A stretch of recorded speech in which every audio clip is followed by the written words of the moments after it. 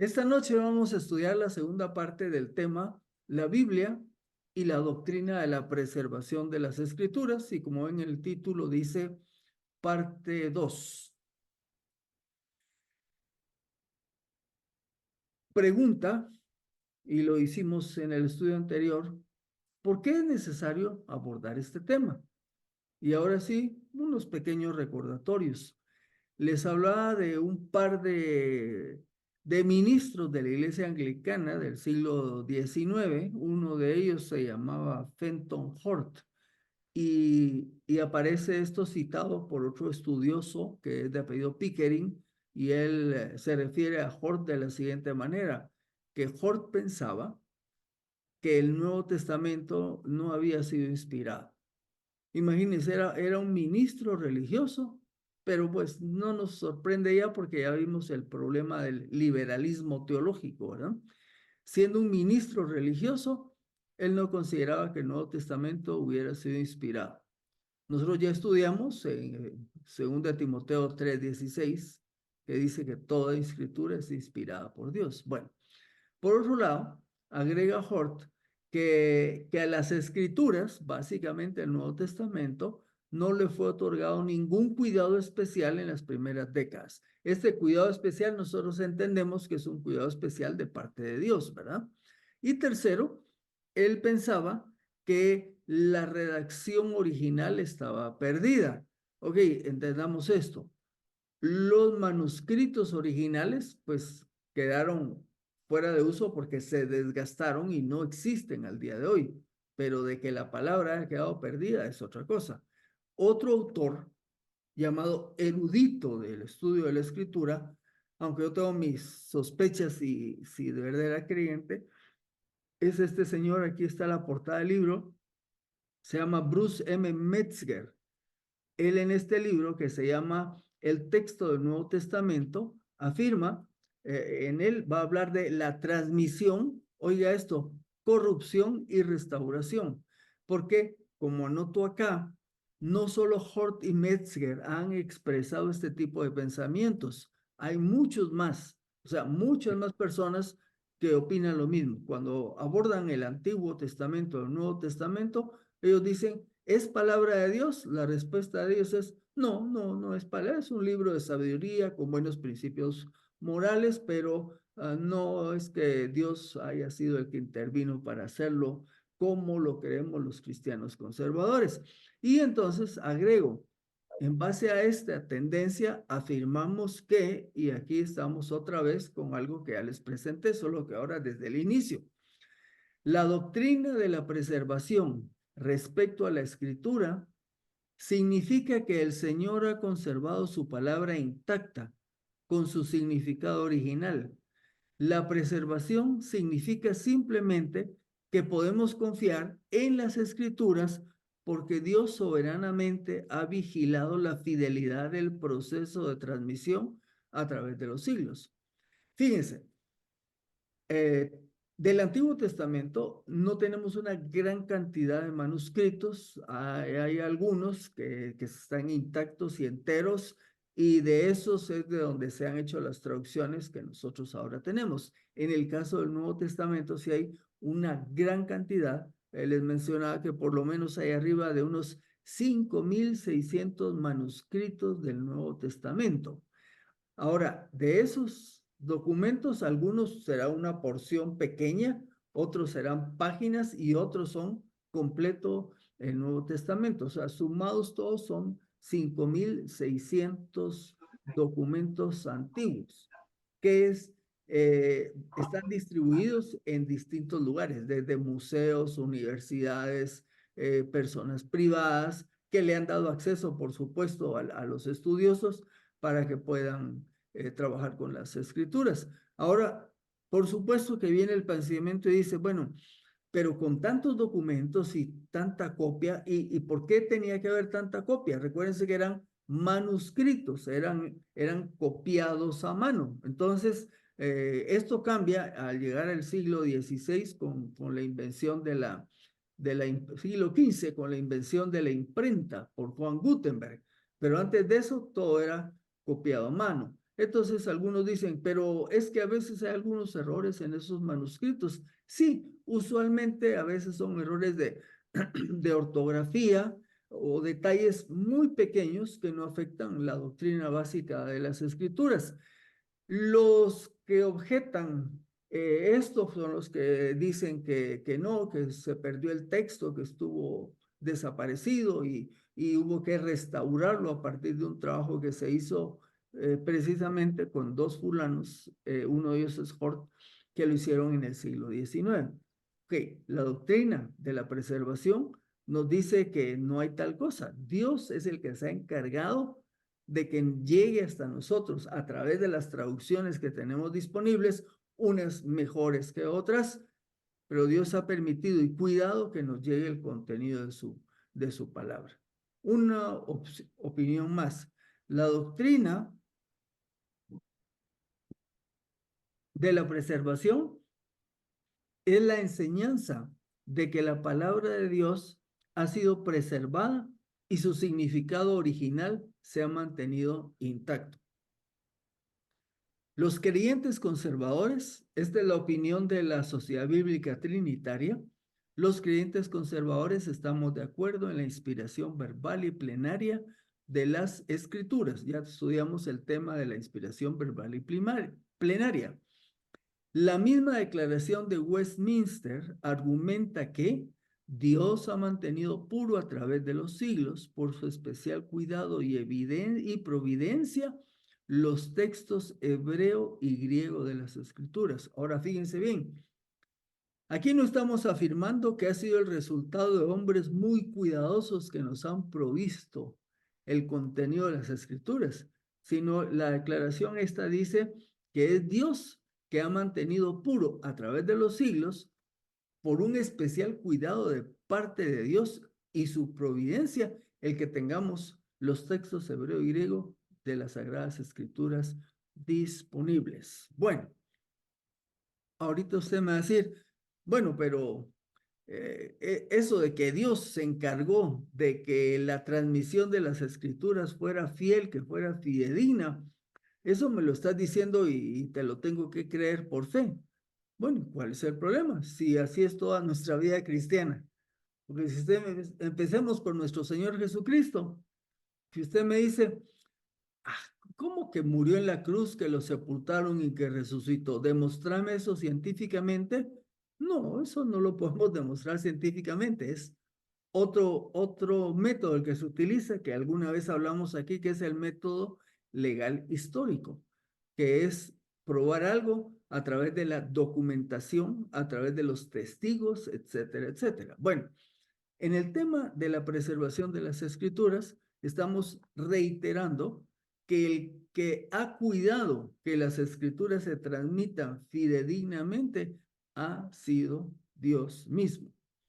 Pero podemos hacer otra pregunta. ¿Hay algún apoyo bíblico para esta doctrina? ¿Hay algo en la palabra que nos diga que, pues, que Dios ha tenido ese cuidado? Bueno, vamos a ver algunos cuantos pasajes de donde podemos deducir esto.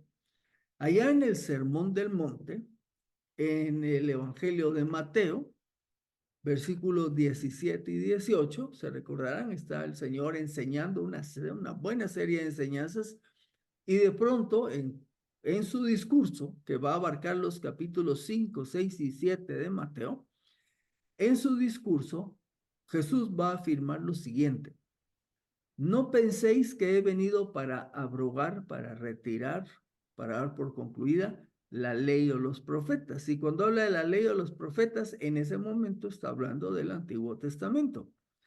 No he venido para abrogar, dice Jesús, sino para cumplir. Ahora miren lo que dice el versículo 18. Porque de cierto os digo que hasta que pasen el cielo y la tierra, ni una jota ni una tilde pasará de la ley hasta que todo se haya cumplido. Aquí está diciendo Jesús, ni siquiera una jota ni una tilde van a quedar, hasta lo más pequeñito va a cumplirse. Y ese es donde deducimos que el Señor cuidó que su palabra llegara y pasara a través del tiempo fielmente. Ahora, aquí amplío un poquito estas dos palabritas que yo sé que las hemos oído un montón de veces, ¿verdad? Ni una J ni una tilde. La palabra J, traducida en nuestra versión Reina Valera, en griego es la palabra iota. La iota, J, en la versión del Rey Santiago, King James Version, equivale a Yod, que era la letra más pequeña del alfabeto hebreo o arameo. Ahora, por analogía, la letra hebrea Yod corresponde a la letra griega Iota. Ojo, la letra más pequeña del alfabeto griego. O sea, lo que está diciendo es, hasta la letra más pequeñita se va a cumplir. Pero recuerden que dice J y tilde. La palabra tilde tiene el significado de una pequeña asta o un cuernito, ¿verdad? Un pequeño gancho o un apóstrofe. En su imagen depende si le está viendo en un teléfono, en una compu. Después de apóstrofo tengo una rayita María. Pues es como el que usamos ahora, ¿va? Un apóstrofo, ¿no? Que casi en español no lo usamos, pero para darles una idea dónde se usa, me puse a averiguar dónde se usaba apóstrofe en español y dice que en algunos localismos cuando te dice andate para allá, entonces se pone P apóstrofe ya, para allá, ¿va? Entonces ahí es donde, bueno, lo que quiere decir aquí es que es también un símbolo muy pequeñito. En una de las letras del alfabeto distingue a otras letras semejantes. Es un trazo de separación que se utilizaba entre dos letras. O sea, tanto la letra iota como este símbolo, que es el apóstrofe, eran los más pequeñitos del lenguaje que se hablaba en aquel tiempo. Y dice, hasta eso se va a cumplir, porque la palabra del Señor, vamos a ver, permanece. Comentarista donde busqué esta opinión, que es la Biblia paralela, dice el comentarista, esto también demuestra que Cristo afirma explícitamente que todos los detalles del texto original en hebreo o griego de las escrituras, incluyendo su gramática, son inerrantes. Si lo más pequeñito se va a cumplir, de ahí para arriba, todo lo demás. Cuando hablábamos de la inerrancia, decíamos que quiere decir que lo que Dios dice es verdad. Y ahí estamos hablando de inerrancia. Si lo que Dios dice es verdad, pues se cumple. Y la inerrancia también dice que si en la Biblia encontramos promesas, se van a cumplir. Se van a cumplir. Va, ahí es donde podemos descansar en eso. Ahora bien, por otro lado, en un contexto donde Jesús está hablando de su segunda venida, es la cita que les voy a dar acá, que es bien cortita.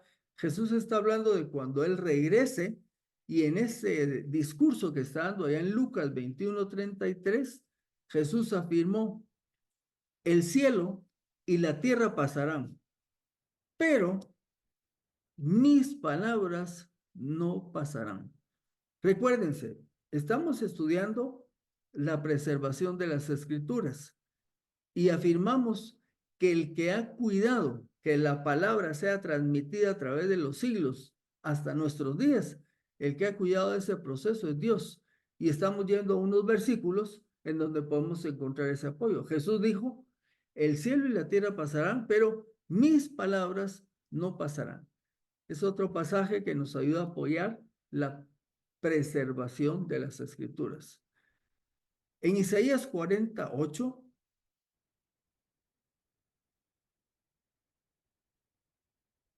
en un contexto donde Dios a través de Isaías está hablando al pueblo de una redención futura, aparece este versículo. La hierba se seca y la flor se marchita, pero la palabra de nuestro Dios, ¿qué dice? Permanece para siempre.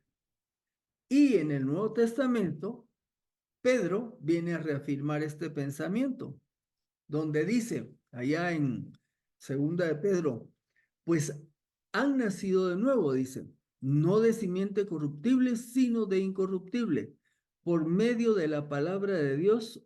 Note, la palabra de Dios que vive y permanece. Y aquí cita a Isaías, porque toda carne es como la hierba, y toda su gloria es como la flor de la hierba. La hierba se seca y la flor se cae, pero la palabra del Señor permanece para siempre. Esta es la palabra del Evangelio que les ha sido anunciada.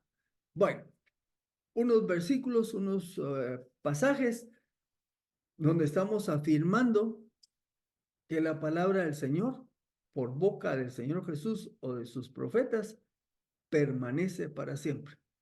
Y ustedes estarán diciendo, bueno, ¿y por qué estamos estudiando esto si yo nunca he tenido duda de que la palabra de Dios sea la palabra de Dios? Sí, quizás nosotros no hemos tenido la duda, pero la nueva generación que viene, las nuevas corrientes que vienen humanistas, vienen atacando todos estos principios y tenemos que estar preparados para hacerle frente o transmitirle a las nuevas generaciones. Ahora, otra pregunta.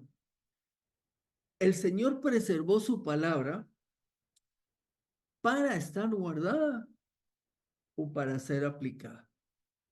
La respuesta, pues, es obvia, pero recuérdese que hay muchas personas o familias que sí tienen una Biblia en la casa. Es costumbre tener una Biblia y la tienen en un lugar a veces especial, en un mueblecito y todo, pero nunca la abren. Y entonces, por eso la pregunta es, ¿Dios preservó su palabra para que la tengamos ahí guardada o en un lugar especial o para que la apliquemos? Bueno, algunos pasajes. Allá en Esdras dice que Esdras 7:10, porque Esdras había preparado su corazón para escudriñar la ley del Señor y para cumplirla, a fin de enseñar a Israel los estatutos y los decretos. Mire qué interesante acá. Número 1, Esdras preparó su corazón para escudriñar la ley del Señor. Y cuando dice la ley del Señor, se refiere a su palabra. Ok, no solo escudriñar quiere decir indagar, averiguar, meterse a profundizar, sino que lo hizo para cumplirla. Por eso decíamos, la palabra del Señor es para tenerla guardada en un lugar de honor o para vivirla. Esdras preparó su corazón para inquirir, para investigar, para entender la ley del Señor, para cumplirla, pero no se quedó hasta ahí. Agrega el mismo pasaje, a fin de enseñar a Israel los estatutos y los decretos. Entonces, esta palabra que ha sido preservada para nosotros es para que la aprendamos, para que la vivamos, pero también para que la enseñemos, para que se la transmitamos a otros. Segunda de Timoteo 2:15. Procura con diligencia presentarte a Dios aprobado, como obrero que no tiene de qué avergonzarse, que traza, entre paréntesis, la Nueva Biblia de las Américas traduce que traza como que maneja con precisión, o sea, que traza bien la palabra de verdad o que maneja con precisión la palabra de verdad. Así que, recibiendo el consejo de Pablo, es tarea de todo creyente presentarse delante de Dios aprobado como un obrero que no tenemos de qué avergonzarnos, pero que utilizamos, manejamos bien la palabra del Señor. Entonces, aquí hay otro elemento más de la aplicabilidad de la palabra que ha preservado el Señor. En Romanos, Pablo expresa otra idea. Pues lo que fue escrito anteriormente fue escrito para nuestra enseñanza a fin de que, por la perseverancia y la exhortación de las Escrituras, tengamos esperanza. Pablo de nuevo está diciendo, toda la escritura que el Señor nos ha dado tiene como objetivo que nosotros tengamos esperanza, obviamente a través de perseverar y ser exhortados por medio de las escrituras. Así que estamos viendo que Dios preserva su palabra, pero que Dios preserva su palabra para que la aprendamos, para que la vivamos, para que la practiquemos, para que la transmitamos, ¿verdad?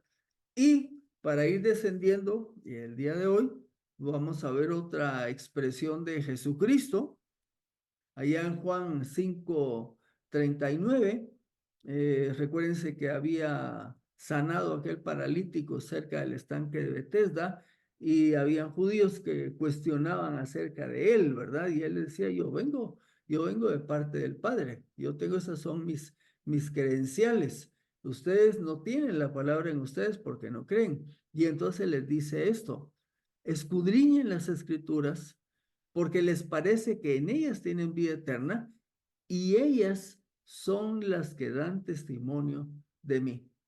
Así que anoto este pasaje para invitar una vez más a la importancia de escudriñar las escrituras, porque en las escrituras vamos a tener la enseñanza de la vida eterna y en las escrituras está lo que Dios quiso que supiéramos acerca de Él y de su Hijo Jesucristo. Hermanos y hermanas, aunque el proceso de transmisión de las escrituras ha sido trabajoso, me explico, ahí con todos estos documentos que les digo que hay, y ha sido un trabajo que muchos hombres se han dedicado por horas para entender el idioma griego, para entender el hebreo, para haberlo copiado y poderlo hacer accesible a las distintas iglesias cuando todavía era a mano. Ha sido un proceso arduo de muchos años, pero en medio de todo eso tenemos que reconocer que el que se ha encargado de cuidar que la palabra llegara a nuestros días es Dios mismo. Así que concluimos que podemos descansar en que las escrituras que tenemos hoy día son palabra de Dios. Hemos dicho múltiples veces que la palabra del Señor, basados allá en lo que dice segunda de Timoteo, toda escritura es inspirada por Dios y luego indica que tiene una utilidad práctica para el desarrollo de los creyentes. Así que podemos descansar que la palabra del Señor es fiel, que la palabra del Señor es infalible, que la palabra del Señor se va a cumplir, que el Señor es el que se encarga de que eso así sea, en medio de este mundo de gente incrédula que ha querido desvirtuarla, pero nosotros estamos sobre roca firme, sobre un fundamento sólido que es su palabra. Así que por esta noche llegamos hasta acá.